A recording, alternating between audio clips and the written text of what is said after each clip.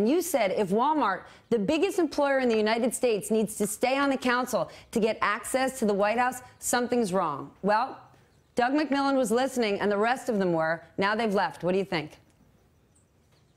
I was glad to see it. I think they made the right decision. I think it's the right thing for their companies. I think it's the right thing for themselves. I think it's the right thing for the country. And this is a president who certainly respects business and respects wealth. And hopefully he'll take a signal from this.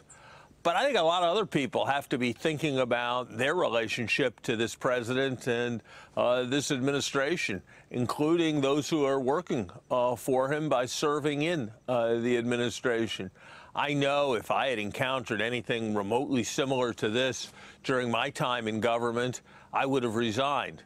Resigned because I had a boss who wasn't listening and paying attention to my issues and was diverting attention away from them with things like Tuesday's press conference.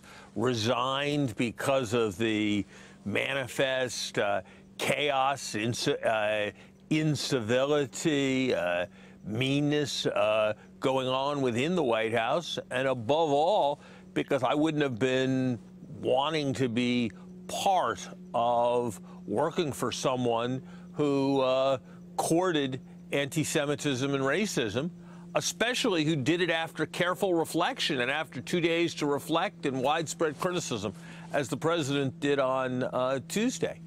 And if I hadn't seen the light on that, my family would have been in my face. My kids would not have been willing to rest as long as their father was part of this. And so I suspect there's a lot of discussion going on in a lot of homes of people who are working in the administration. There must be a lot of people thinking about whether this is something they want to continue to be part of. I think it'll be interesting to see what happens when people return from vacation. Larry, it sounds like you're speaking directly to former president of Goldman Sachs, Gary Cohn, who's got the job you once had. What if Gary would make the argument, and I turn to you, Andrew, what if Gary would make the argument, you want to have me on the inside?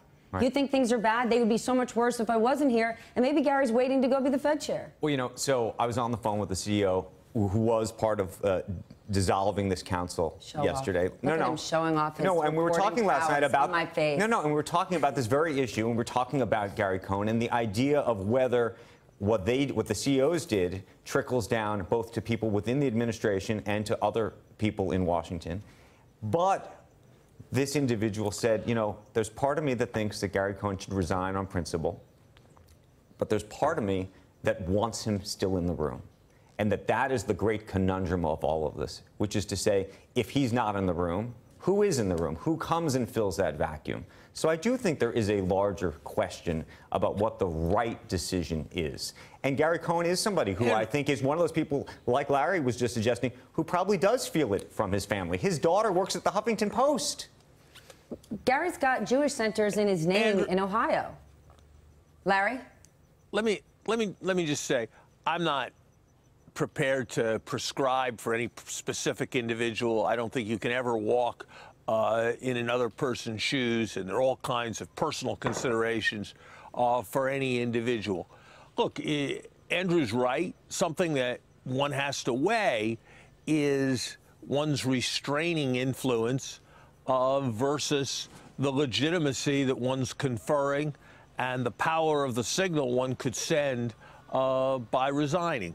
I'm particularly sympathetic, given all the threats, to national security officials who decide to remain. But I guess when an issue that's been central for economic policy to this administration, like infrastructure investment, and in particular the deregulatory aspects of infrastructure investment, when a huge amount of effort directed at that issue is just entirely washed away by the president's behavior at his press conference on Tuesday, you really have to ask yourself, does the presence of particular economic officials matter? I think history, whether it's executives at Enron, whether it's people who stayed in the government for longer than they wish they had stayed during the Vietnam War, is replete with examples of people who convinced themselves that they were being effective, even as they weren't really restraining very much, and they were lending legitimacy to what was going on. We're also never going to get to tax reform. I think there's enormous fragility right now if there's not going to be a serious tax reform.